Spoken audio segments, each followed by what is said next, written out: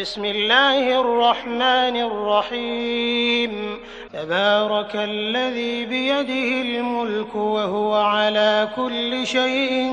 قدير الذي خلق الموت والحياة ليبلوكم أيكم أحسن عملا وهو العزيز الغفور الذي خلق 7 سماوات طباقا ما ترى في خلق الرحمن من تفاوت فارجع البصر هل ترى من فطور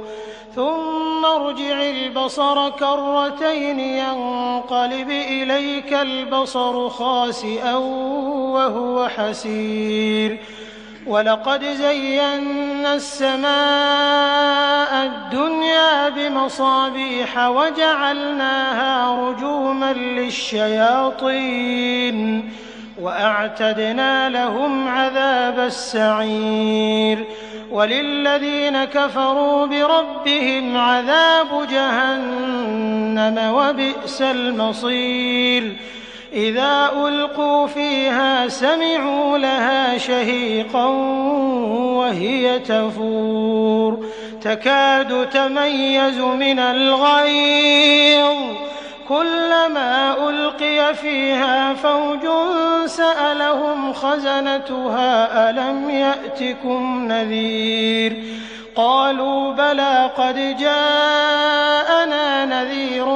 فكذبنا وقلنا ما نزل الله من شيء إن أنتم إلا في ضلال كبير وقالوا لو كنا نسمع أو نعقل ما كنا في أصحاب السعير فاعترفوا بذنبهم فسحقا لأصحاب السعير إن الذين يخشون ربهم بالغيب لهم مغفرة وأجر كبير وأسروا قولكم أو اجهروا به إنه عليم بذات الصدور ألا يعلم من خلق وهو اللطيف الخبير هو الذي جعل لكم الأرض ذلولا فامشوا في مناكبها وكلوا من رزقه وإليه النشور أأمنتم من في السماء أن يخسف بكم الأرض فإذا هي تمور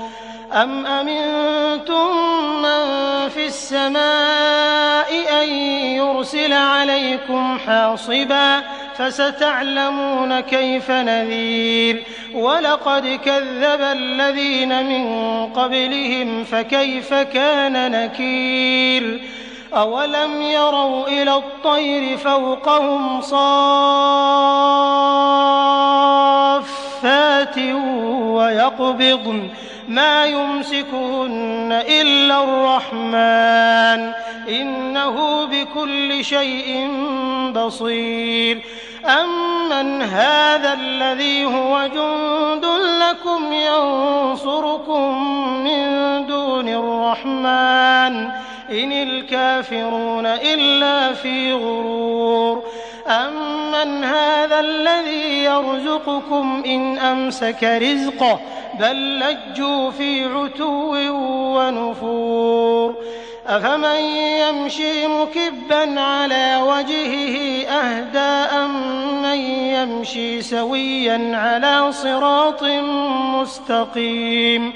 قل هو الذي أنشأكم وجعل لكم السمع والأبصار والأفئدة قليلا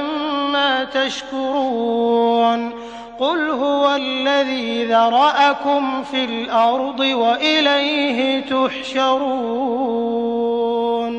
ويقولون متى هذا الوعد إن كنتم صادقين قل إنما العلم عند الله وإنما أنا نذير مبين فلما رأوه زلفة سيئت وجوه الذين كفروا وقيل هذا الذي كنتم به تدعون قل أرأيتم إن أهلكني الله ومن معي أو رحمنا فمن يجير الكافرين من عذاب أليم قل هو الرحمن آمنا به وعليه توكلنا فستعلمون من هو في ضلال مبين قل أرأيتم إن أصبح ماؤكم غورا فمن يأتيكم بماء معين